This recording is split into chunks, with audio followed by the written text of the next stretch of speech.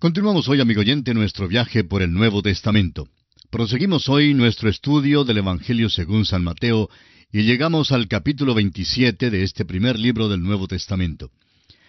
En este capítulo encontraremos los eventos que rodearon la crucifixión de Jesús.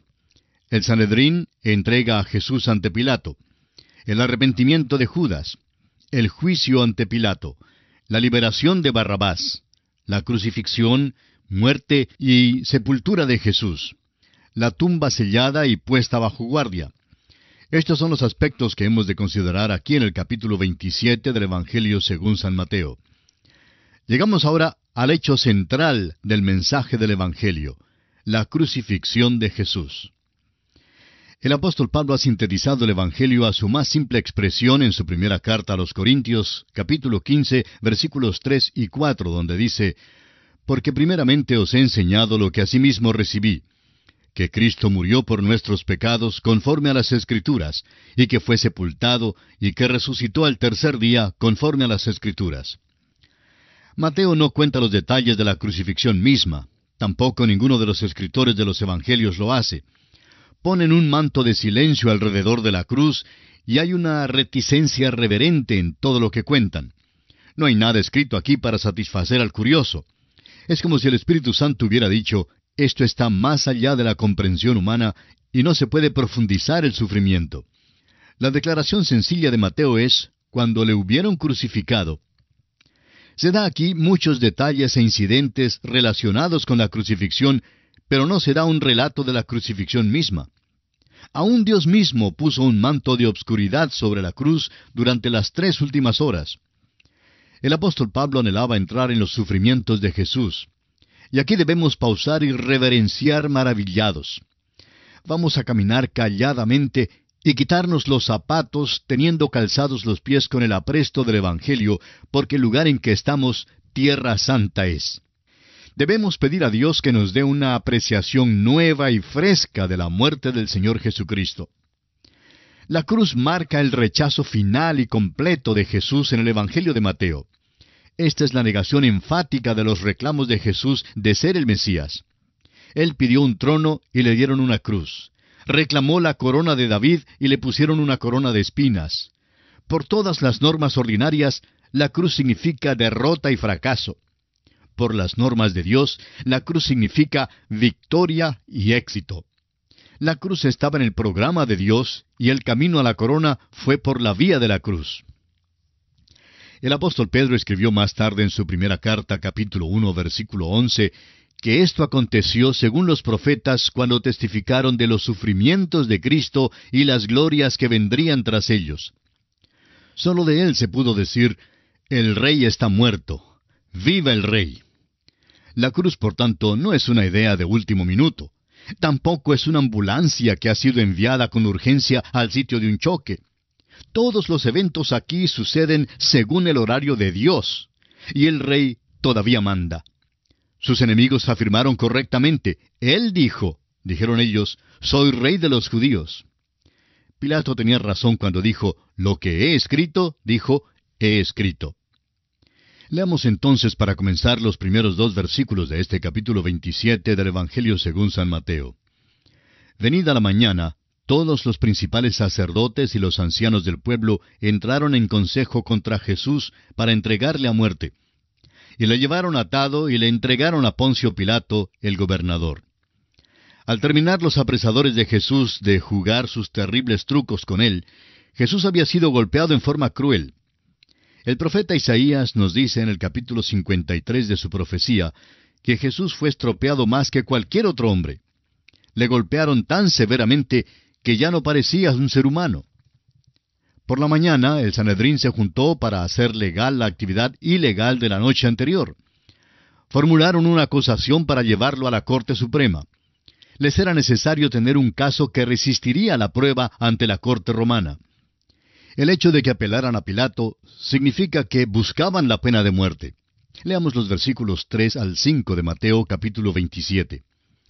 Entonces Judas, el que le había entregado, viendo que era condenado, devolvió arrepentido las 30 piezas de plata a los principales sacerdotes y a los ancianos, diciendo: yo he pecado entregando sangre inocente. Mas ellos dijeron, ¿qué nos importa a nosotros? Allá tú. Y arrojando las piezas de plata en el templo, salió y fue y se ahorcó. Cuando Judas se juntó con el Sanedrín, el Señor Jesucristo estaba en medio de ellos. Judas no se arrepintió hacia el Señor, sino que se arrepintió él mismo, lo cual quiere decir que no sintió lástima por haber entregado a Jesús, sino por razón de que las cosas no marcharon como él las había planeado.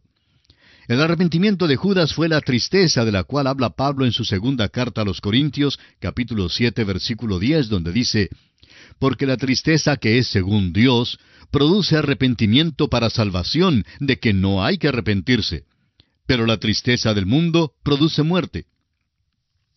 Ahora en el versículo 6 de Mateo 27 dice, «Los principales sacerdotes, tomando las piezas de plata, dijeron, no es lícito echarlas en el tesoro de las ofrendas, porque es precio de sangre». Note usted los escrúpulos piadosos y la hipocresía en cuanto a los ritos de estos príncipes religiosos. Era la plata de ellos mismos que Judas arrojó, pero ya no la podían usar en su tesorería. Tuvieron que buscarle otro uso. Ahora los versículos 7 al 10 dicen, «Y después de consultar, compraron con ellas el campo del alfarero para sepultura de los extranjeros. Por lo cual aquel campo se llama hasta el día de hoy campo de sangre. Así se cumplió lo dicho por el profeta Jeremías cuando dijo, y tomaron las 30 piezas de plata, precio del apreciado, según precio puesto por los hijos de Israel, y las dieron para el campo del alfarero, como me ordenó el Señor». Estos príncipes religiosos, tan píos, compraron el campo del alfarero con el precio que se pagaba como indemnización por un asesinato. Este fue el cumplimiento de la profecía dada en Jeremías capítulo 18, versículos 1 al 4, y en Zacarías capítulo 11, versículos 12 y 13. Ahora leamos el versículo 11 de Mateo capítulo 27. Jesús pues estaba en pie delante del gobernador, y éste le preguntó diciendo, ¿Eres tú el rey de los judíos? Y Jesús le dijo, Tú lo dices. La acusación original contra Jesús por el Sanedrín fue blasfemia por causa de su declaración de ser el Mesías. La acusación de blasfemia no tendría ningún valor en una corte romana. La acusación lanzada contra Jesús por el Sanedrín ante Pilato fue aquella de excitar una revolución contra Roma. Jesús admitió que él fuese el rey de los judíos, pero los hechos revelaban que él no había incitado ninguna revolución. Los versículos 12 al 14 dicen, «Y siendo acusado por los principales sacerdotes y por los ancianos, nada respondió. Pilato entonces le dijo, ¿No oyes cuántas cosas testifican contra ti? Pero Jesús no le respondió ni una palabra, de tal manera que el gobernador se maravillaba mucho. El Sanedrín quiso asegurarse de que las falsas acusaciones contra Jesús pegarían de veras. Pero Jesús rehusó contestar las falsas acusaciones, las cuales quedaron sin ser comprobadas. Él, amigo oyente, es el Cordero de Dios, y como oveja delante de sus trasquiladores, enmudeció y no abrió su boca. Así lo dice Isaías en el capítulo 53 de su profecía, versículo 7. Ahora veamos los versículos 15 y 16 de Mateo 27 que dicen, «Ahora bien, en el día de la fiesta acostumbraba el gobernador soltar al pueblo un preso, el que quisiesen. Y tenían entonces un preso famoso llamado Barrabás». El Evangelio de Mateo nos da muy pocos detalles en cuanto a la costumbre de soltar un preso durante la fiesta. Mateo da solamente las realidades sencillas acerca de la acusación de traición lanzada contra Jesús, lo cual no era base alguna como para crucificarlo. Otros habían incitado rebeliones, pero Jesús no era uno de ellos. Pilato se dio cuenta de que tenía un gran problema a su cargo y que debía dar con una solución. Quería complacer a estos líderes religiosos para mantener la paz en Jerusalén. También pensaba que no podía sentenciar arbitrariamente a la muerte al Señor Jesús. Pilato tenía en su custodia un preso famoso y notorio que se llamaba Barrabás. Este hombre era culpable de asesinato, robo, de traición y de muchos otros crímenes. Por eso Pilato decidió dejar que la multitud misma hiciera una decisión. Leamos los versículos 17 y 18 de Mateo, capítulo 27. Reunidos pues ellos, les dijo Pilato, ¿A quién queréis que os suelte? ¿A Barrabás o a Jesús llamado el Cristo? Porque sabía que por envidia le habían entregado. Pilato fue un político muy sagaz, como la mayoría de su clase lo son. Pudo ver lo que estaba pasando y estaba seguro que la multitud pediría que Barrabás fuera crucificado y que Jesús fuera suelto. Esto le daría un escape de la situación. Sin embargo, no resultó así tan fácil. Leamos ahora el versículo 19. Y estando él sentado en el tribunal, su mujer le mandó decir, «No tengas nada que ver con este justo, porque hoy he padecido mucho en sueños por causa de él». La esposa de Pilato era sumamente supersticiosa. Tal vez se involucraba en las religiones de misterio, y en este tipo de cosas bien podía haber lo satánico. No creemos que esta amonestación fuera de Dios. Si ella hubiera sido simplemente una mujer, habría investigado más en cuanto a Jesús para saber más en cuanto a él. Sin embargo, no lo hizo. Fue simplemente supersticiosa, y rogó a su esposo que no tuviera nada que ver con Jesús. Leamos juntos los versículos 20 al 24 de San Mateo capítulo 27. Pero los principales sacerdotes y los ancianos persuadieron a la multitud que pidiese a Barrabás y que Jesús fuese muerto. Y respondiendo el gobernador les dijo, «¿A cuál de los dos queréis que os suelte?» Y ellos dijeron, «A Barrabás». Pilato les dijo, «¿Qué pues haré de Jesús llamado el Cristo?» Todos le dijeron, «Sea crucificado». Y el gobernador les dijo, «Pues, ¿qué mal ha hecho?» Pero ellos gritaban aún más, diciendo, «Sea crucificado». Viendo Pilato que nada adelantaba, sino que se hacía más alboroto, tomó agua y se lavó las manos delante del pueblo, diciendo, «Inocente soy yo de la sangre de este justo, allá vosotros». Pilato trató de evitar el hacer una decisión en cuanto a Jesús. Un análisis cuidadoso de la parte que tuvo Pilato en el juicio revelará que él fue enjuiciado y que Jesús fue el juez. Jesús no trató de escapar, pero Pilato sí lo intentó. Pilato buscó un escape fácil de estos políticos religiosos tan astutos. Les dio a escoger entre Barrabás y Jesús. Para él la decisión era obvia. Descubrió que querían que Jesús muriera solo por envidia. Pero Pilato no tomó en cuenta las profundidades hasta las cuales la religión puede hundirle cuando está mal encaminada. Quedó asustado cuando demandaron que soltara a Barrabás. Imagínese usted a un juez que le pide a una multitud enfurecida que haga su decisión en cuanto a lo que debe hacer con Jesús. En el versículo 23, Pilato realmente defiende a Jesús. En el rito de lavarse las manos, decidió que Jesús era inocente, y luego le entregó para ser crucificado. ¿Qué justicia romana es esta, amigo oyente? Amigo oyente, ¿qué le parece a usted Cristo? Este es el criterio que comprobará tanto su estado como su condición. No puede ser correcto en nada a menos que piense correctamente en cuanto a él. Pilato trató de lavarse las manos en cuanto a su decisión con respecto a Cristo, pero la sangre de Jesús todavía quedó en sus manos. Leamos ahora el versículo 25.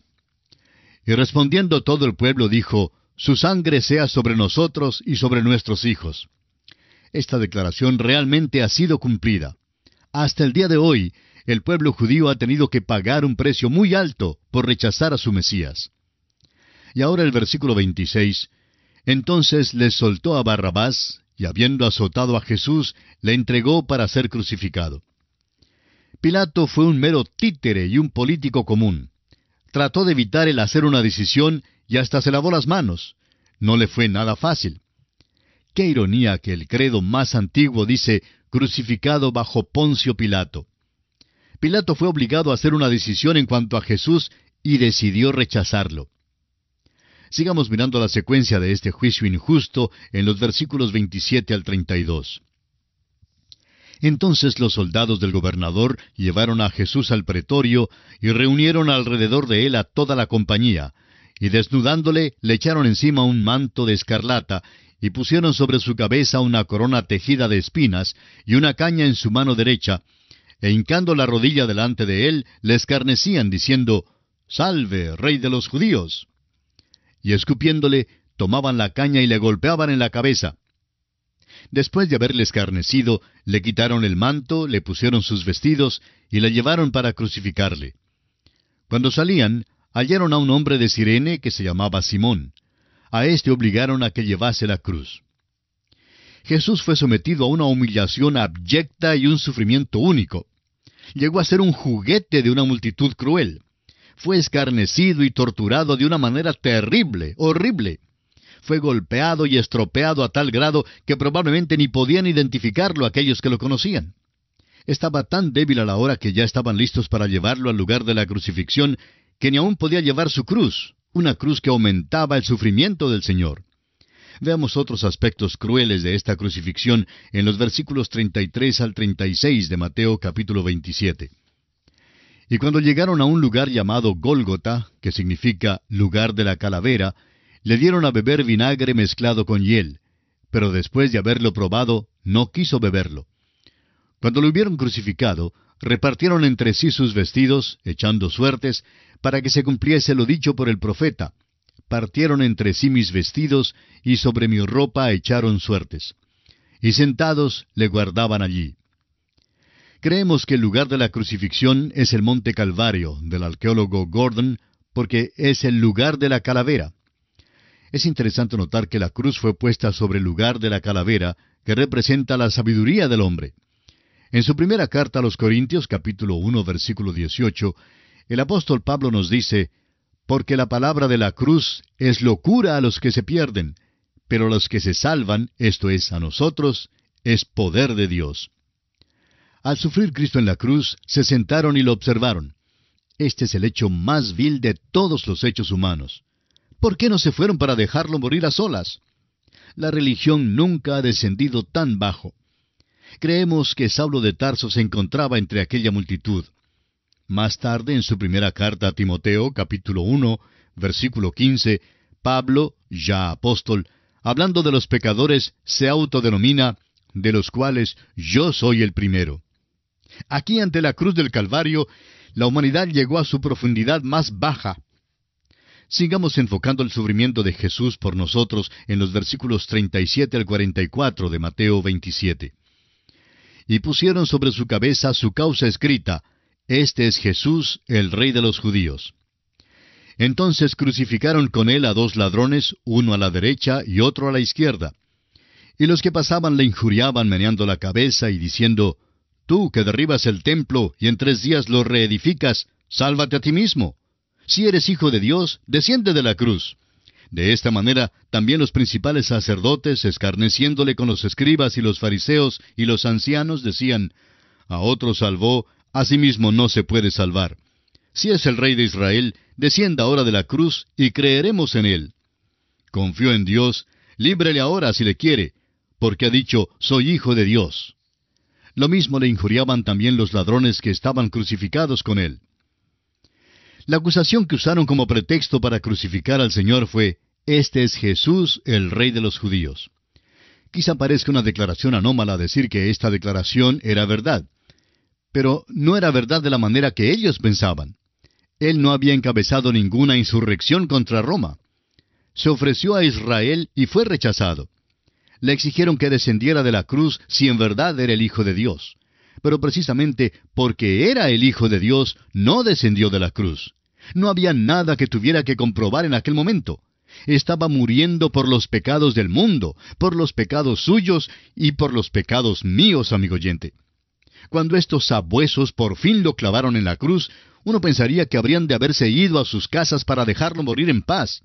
En cambio, se quedaron allí hasta el último momento, burlándose de él, gozando de sus sufrimientos y gritando: a otro salvó, a sí mismo no se puede salvar. Amigo oyente, esta es la declaración más verídica que sus atormentadores jamás hayan pronunciado. Porque para salvarnos a usted y a mí, Jesús tuvo que morir en la cruz. Si hubiera descendido de la cruz, nosotros tendríamos que ser hoy clavados en su lugar. Nosotros merecemos ser ejecutados por nuestros pecados. Lo merecemos, amigo oyente, porque somos culpables de una iniquidad crasa. Somos pecadores destinados al infierno, pero Cristo tomó nuestro lugar en aquel cruel madero. Mateo dirige nuestra atención a los dos ladrones que estaban crucificados con él y al hecho de que ellos se unieron a los príncipes religiosos burlándose de Jesús. No dirige nuestra atención al hecho de que uno de los ladrones por fin volvió a Jesús. El reino de Dios, en Mateo, está en la tierra, y el ladrón que se arrepintió fue con Cristo aquel mismo día al paraíso.